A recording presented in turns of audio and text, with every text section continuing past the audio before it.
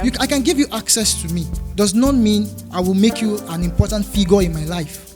Okay. So you need to understand people's place in your life. You need to define your relationships. Again, before defining your relationship, you need to find out who am I. That question is something you need to answer. I met this guy some time ago.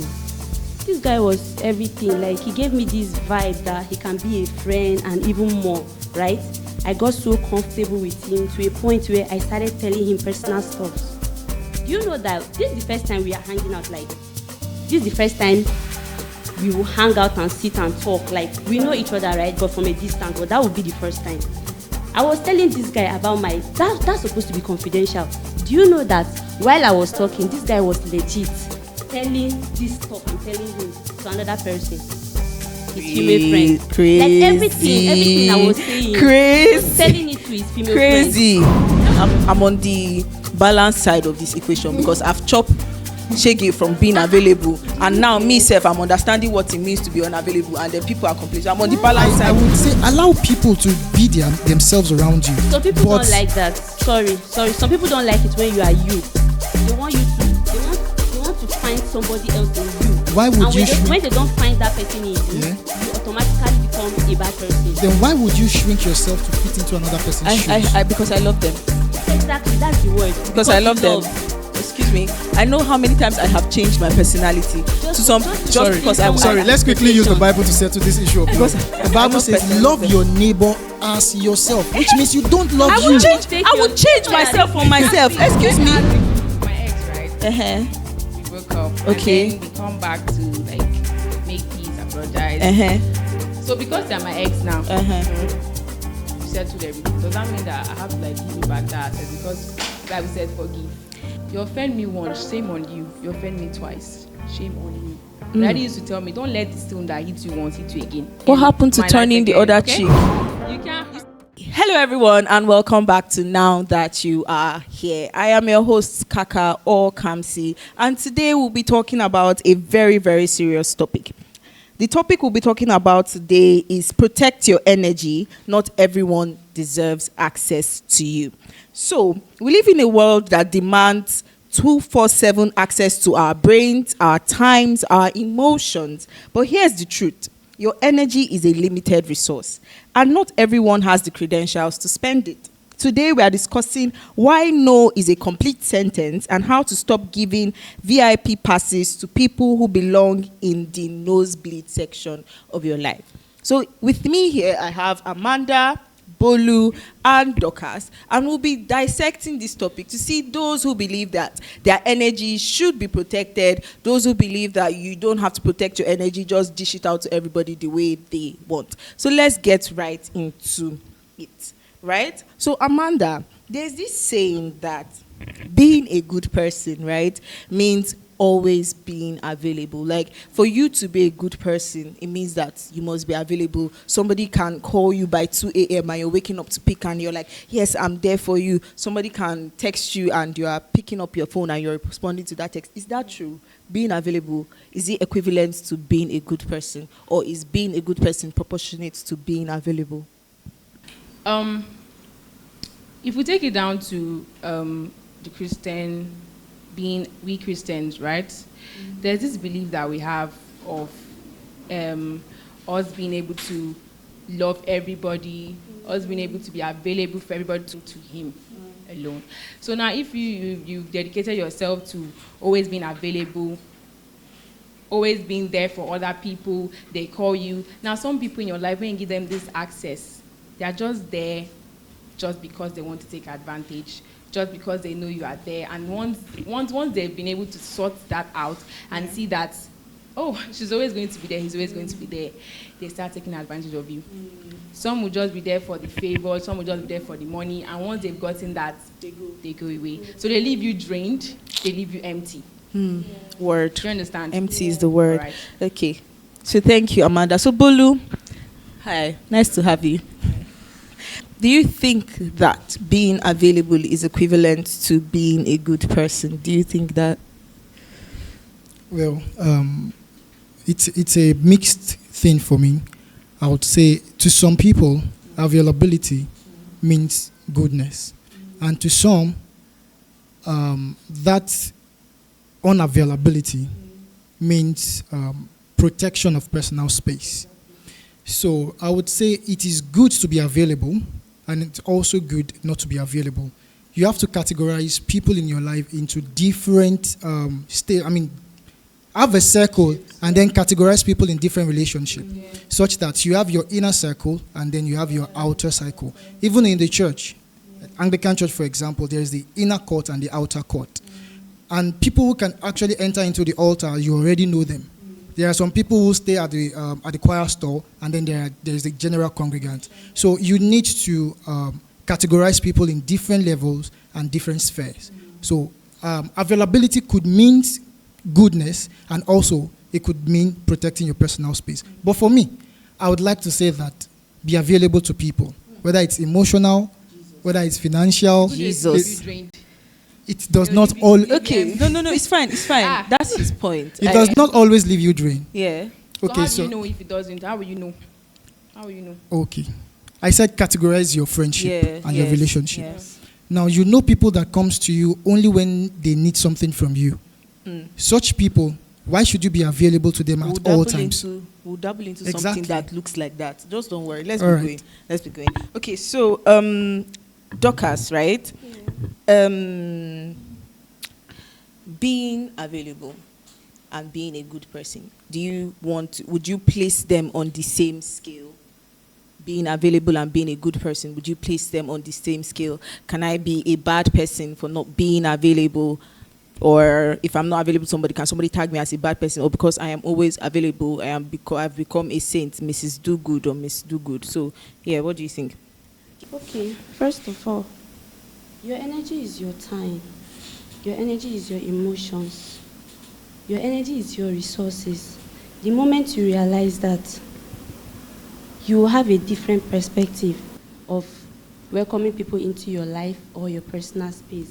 Now, let's talk about why the topic matters to a real life angle. Some people are used to over-giving, over-explaining themselves, over-stretching themselves. To me, it only gets you used.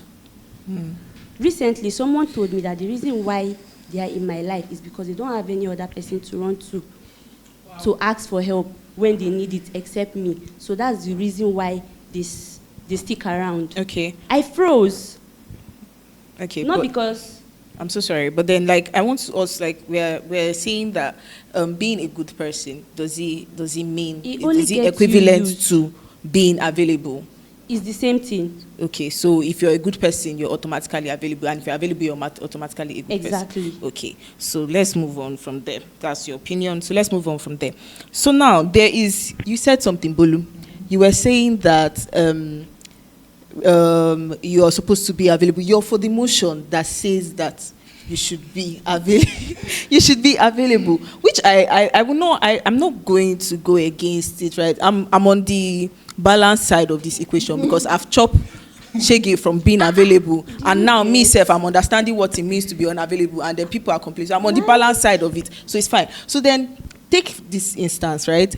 I used to be somebody that you could text at 2 a.m., and it's not like I might not have been awake, but one deep-seated something would just wake me up by that 2 a.m. And then I pick up my phone, and then I text, and then I see your text, and sharp, like I'm here. My friends can call me, or anybody random that knows me, I will not say my friends per se, can call me, come say I need you, and I'm dropping everything that I'm doing, and I'm running to come and meet you. You would I would deprive myself of joy, of pleasure, of anything just to make you happy. What I was doing, is it good? Was it good? Okay. To address what you just said now, I will cite 2 examples. I always like to go to the left and also go to the right, so we can always find a balance. If we take the example of Jesus Christ, for example, he was available to everyone, but at the same time was not available to everyone. What do I mean by this? Let me quickly finish on that. Land first. Yeah. What do I mean by this?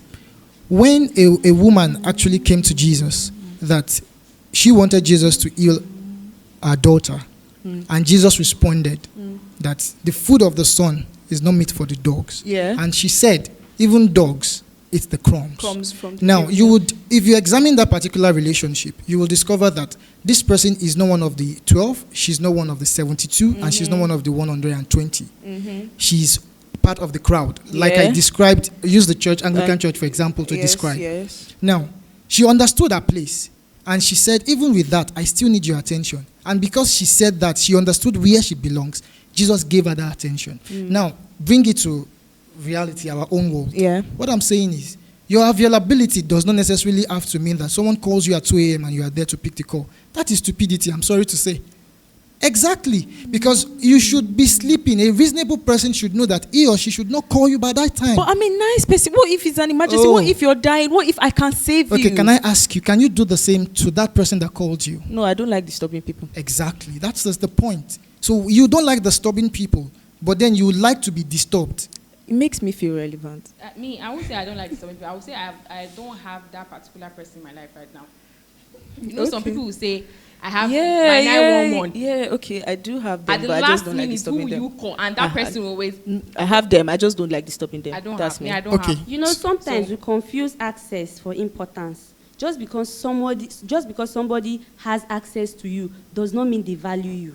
True, Sha, that one saved me. Actually, and I would Oh, go to thank that you. now. Oh, yeah. Using that woman also as an example. Okay, let's be going. Jesus gave her the access. But after that, did you hear anything about the woman again? No. No. The only thing you would hear about the woman again What's is that? the example of her faith. Yeah, because her daughter Because she was showed a laid great hold. faith. And then I just, but you would see that Jesus did not even step away from that environment to Yeah. follow her. Yeah, But because she placed so much importance on the word of Jesus, yeah. that miracle she was expecting actually happened. Which brings me to what she's saying. Yeah. I can give you access to me. Does not mean I will make you an important figure in my life. Okay. So you need to understand people's place in your life. You need to Okay. define your relationships. Again, before defining your relationship, you need to find out who am I. That Okay. question is something you need to answer. Because when you are able to answer that, Mm-hmm. you will notice that you will attract people that are your like and people that are not. And it will be easier for you to identify people that are your like and people that are not. All right. Which is very important in this discussion. Okay, so let's move on to something, right?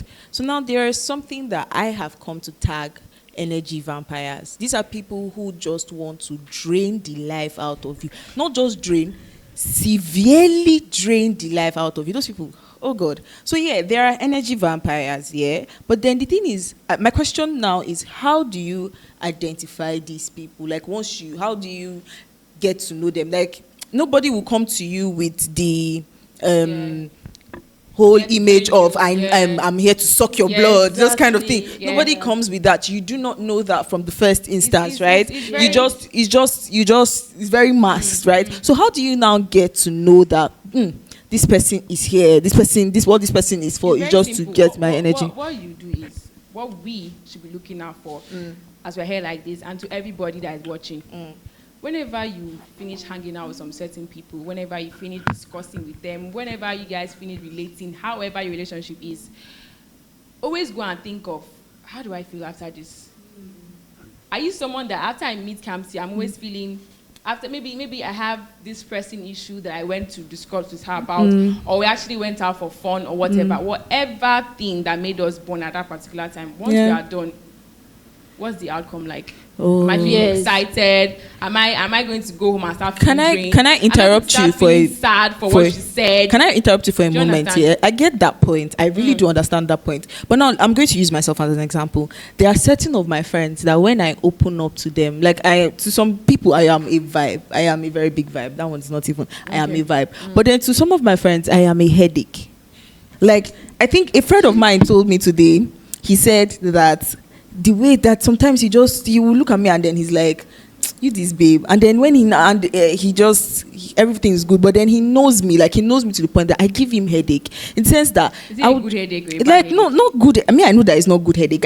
I see the way I am when something goes on with me, I'll just come and then the way I pour, and then he's so worried, he's so But like for the fact sometimes that he's still around and it's still yes, that's the thing. But then you're saying that, right? We should examine how we feel, how we feel when. I would say you should watch out for red flags. No, that's what I'm saying. You're saying that we should watch out for red flags. We should examine how we feel at the end of the conversation with that person. So this my friend now that whenever he finishes talking with me, some of the time, let's say sometimes, not. He's worried. He's like, God, should I throw this girl in a dustbin? Should I sell her? Should I? For him to decide. So are you saying that now I'm bad energy and he should set boundaries? Can I say something It's here? the kind of energy he wants to accept. Okay, wait, hold on. You guys Exactly. you are painting me as bad energy. No. Can I quickly just say something here? Okay, so I think every one of us needs someone of such in our lives. Someone we can easily go to and then just pour our heart to. Yeah. And this same person, we should also reciprocate that energy to the person. I do. Such that the person can also come to me, and then when the person comes to me, the person can also relate the same thing, the same way I can go to him and pour out my mind. The person can also come and pour his mind. Does. That way it is balanced. Like, I know that this person needs someone he can talk to, and then she needs somebody she can talk to, and I'm always there. That is quite different. That's not what we are talking about here. Okay. But these energy vampires that we're talking about that comes to drain you, they will only remember you when they are in a difficult situation. Yeah. They will only remember, if you check your relationship with them over time, you will note that it's only when this person is in trouble. That's when he calls me. Yeah. Such persons don't deserve access, and they don't hold any importance whatsoever in your life. Okay. Do you understand? Yeah. So that is quite different from, I have someone I can pour my mind out to, and this same person can also come to me and speak to me about things that bother them. It's not the same. So if we base on what you say, that after each conversation we should, a lot of people will be discarded. Try. Very true. You know, the reason why I said we should watch out for red flags, I met this guy some time ago. This guy was everything. Like, he gave me this vibe that he can be a friend and even more, right? I got so comfortable with him to a point where I started telling him personal stuff. We spoke one time I was trying to tell him stuff about me, like medically. I was having some medical complications like that.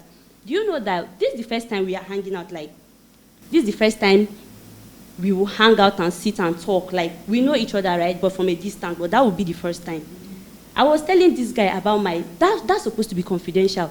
Do you know that while I was talking, this guy was legit telling this stuff I'm telling him to another person, his female friend. Crazy. Like, everything I was saying, he was telling it to his female friend. That was a red flag, actually. I was supposed to, just don't give him access to me. But I did not. And you know what? This guy messed me up. He messed me up. He manipulated me emotionally. He started making me feel like I was a problem to not just him, but to humanity at large. That's bad. You know what's funny? He rewrote the story and made me the villain. Crazy. So how am I supposed to relate with this? No. There are those kind of people. I will not lie. There are those kind of people that just come into your life and I make did you... not add that this is a person that I can go... I remember days where I had to go hungry because I was doing Miss Kind. Yes. Miss Good. Miss Goody too. I am available, so it means I am good. Bolu. Just so I... Okay, so yesterday when she sent the topic to me, I was on the call with my sister when your message came in. And then I'm like, oh, they're inviting me for a podcast, and this is the topic. And she was just laughing. And then I asked her, I said, okay, what is your own take on this? Let me quickly read what she said. Permit me, please. She said, over the years, over the years, I didn't even know, because it could have been their personality. But no, I saw this, but I refused to look at it. So for me, energy isn't just a feeling. It's my mental clarity. Exactly. My emotional stability. That's what we are getting to my now. effort. Exactly. My commitment. My time. And my time. Anything My that money. My peace. It's everything. It's everything. Wait, now let me finish her message. Her message is very This is long. somebody. And then she said, anything that disrupts this is affecting my energy. Oh, and I will not allow you in my space. That's just finished. So- That's finished. That's finished. That's what we are getting to now. That was what she said. But I actually told her that, well, you sent this. I respect your You are opinion. really accommodating. But Very accommodating. oh my God. Yeah, I am very accommodating, but I can be very funny at times too. I would allow you say everything you want to say. But one thing I would not allow you do is I would not allow you trample on my personality. So as much as I will allow you come into my personal space, I know there are boundaries. Once you cross that boundary, that is it. I always give a long rope to people. I give everybody access. But I will make sure that you are at the end of that rope, and I will make sure you have nothing to hold on when I'm going to cut you off. Okay. So I would say allow people to be themselves around you. So people don't like that. Sorry. Some people don't like it when you are you. They want you to. They want to find somebody else in you. Why would you shrink? When they don't find that person in you, you automatically become a bad person. Then why would you shrink yourself to fit into another person's shoes? Because I love them. Exactly, that's the word. Because I love them. Excuse me. I know how many times I have changed my personality Sorry, let's quickly use the Bible to settle this issue of love. The Bible says, "Love your neighbor as yourself," which means you don't love you. I would change myself for myself. Excuse me. Ask the host something. I want to ask a question now. Yes. Wait, let me ask a question. I'm You listening. said because you will change, right? Yes. Okay, you're my ex, right? We broke up. Okay. And then we come back to like make peace, apologize. So because you're my ex now, you settled everything. Does that mean that I have to like give you back that asset because the Bible said forgive? Okay, no. It depends on what you do to me. You offend me once, shame on you. You offend me twice, shame on me. Daddy used to tell me, don't let the stone that hits you once hit you again. For the fact that he did that to me the first time, there's a probability that you do it again. So And I'm even sorry. more. The Bible said, And even more. forgive. He didn't say be foolish. Oh. The same Bible said, be wise as serpents. Good and fine. You are my ex. What happened to turning the other cheek? What happened to turning the other cheek? You can't hurt You slapped me here. Let's slap me here now. Okay. Balance it out. Okay, so there is this thing. I have come to realize, like it's a common thing amongst my friends. So would say if you do it once, it's a mistake. So we would forgive it. If you do it the second time, it's intentional. We would correct you and forgive you. If you do it the third time, it was deliberate. Then we cast you out. Have you ever carried out a loyalty test on someone that you feel like, no, this person is not who I think he is, and the person failed woefully, and you forgave the person? I think I found myself forgiving people over and again. And while we're in service today, that and one then self day, man. That one self day. Okay, so while the vicar was preaching this morning, there were some things he mentioned, and then when he got to the part of forgiveness, I just looked down and I'm like, forgiveness again? Like, do you get these people will just, some people are just there to use you, to offend you, to get you angry. So let's still have to keep forgiving. Let's now this we'll now use this to wrap it up, like to make the final point and wrap it up, right? So now we said forgiveness. Some people are there to use you left, right, and center, but now we are supposed to forgive them. So now where does the thin line between forgiveness and foolishness come in? Like, in the sense of, now I want to set boundaries. I'm tired of people using me. I'm tired of people being accessible to me all the time, and then I'm tired of my availability being an excuse for people to take me for granted. And yes, you might say, rank your relationships. My relationships are ranked. Acquaintances, friends, people that I just know and say hi, Chiskolo, bye to there, and then my family, and not even just my blood family, like my family. They are my friends. They are friends that I consider my family. Yes, so they are those ones. They are the regular aspect of friends. They're the acquaintances, and there's the hi, Chiskolo, bye people. So now I have ranked them in that order. So now, how do I set boundaries, even for my family and friends? How do I set boundaries that would not allow these people to, I know that Kamsi is going to be available, so let me just call her to help her, ask her to do this thing. I know that Kamsi is going to be, and it might be harmless on their part sometimes. So, but how do I set boundaries that so that I don't avoid hurting them and then also hurting myself? You know, this statement of you want to please yourself you want to displease yourself to please others. How don't I do that in general? That's like going to be our final point. So, Dorcas, let's start from you. How don't I displease myself to please others? How do I set a healthy boundary that will not hurt me and hurt the people that I'm setting the boundary against? When you don't protect your energy, you end up getting exhausted. You end up feeling resentful and even losing yourself. Yeah. Trying to keep others comfortable. Yeah.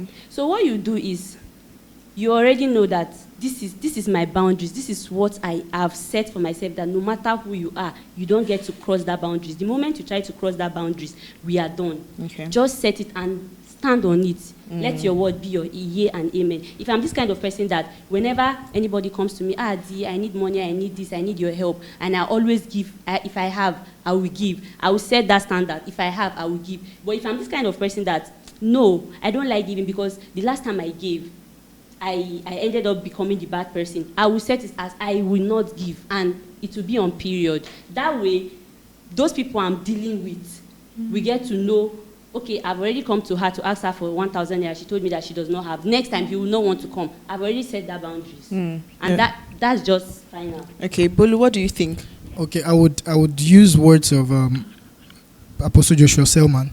There was something he said. He said, when someone keeps offending you and offending you again, you don't forgive again, you tolerate. So at this point, when someone has done it and you've had enough, you start tolerating the person. Now, tolerating the person does not mean you're not protecting your space. This kind of people that you're tolerating, maybe they are your family. I'm not talking about friends now, they're your family. And then you are setting a boundary that you don't want to affect them. You just tolerate them. And then you allow them to know that when you say no, it is your no. Okay. While I was in school, my friends know that when they needed something and I tell them, I will, they know I will. But if I tell them I will not, they know I would not. Because I've made them to understand that my yes is my yes and my no is my no. So you have to also make that standard to people, like she said. If I say yes, let them know that your yes is your yes, and then your no should be your no. Okay, so Amanda, what do you think? How do I set healthy boundaries? How do I protect myself, and how don't I hurt other people in the same bit trying to protect myself? Well, you literally said everything. I'm going to go back to what Doka said when she said there should be this knowledge of you knowing that access to you is not a right, it's a privilege. So whoever is coming in, let them know that they have to earn that privilege. Word. Earn it.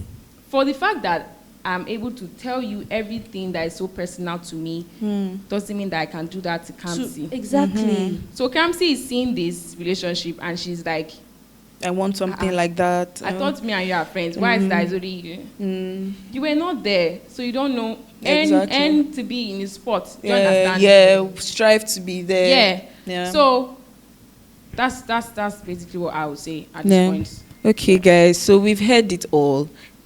Access to you should be earned. It is a privilege. If people want to get close to you, they have to work towards getting close to you. They have to work and earn that position in your life, that spot that nobody can take. There are certain people in my life that nobody till I die can ever come close to those spots, because the sacrifices these people have made, the time, the energy that these people have given towards me is different, right? So also, before we close, I want you to do something for me. I want you to look at your texts, think back about your life, look at everything with your conversations with people, and then pick out the ones that you think that have been stressing you, have been draining you. There's a difference between stressing in a good way, maybe you're worried about this person, but stressing you in all this person wants is to leech off you and is to suck out the little strength and emotion that you have for yourself. So I want you to observe those relationships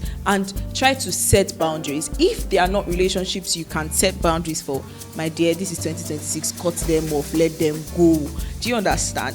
Yes. So thank you once again, Amanda. Thank you, Bolu. Thank you, Dorcas. And thank you for joining us on today's episode of Now That You Are Here. I remain your host, Kamsi Okaka, and I will see you next time, next Sunday. Goodbye.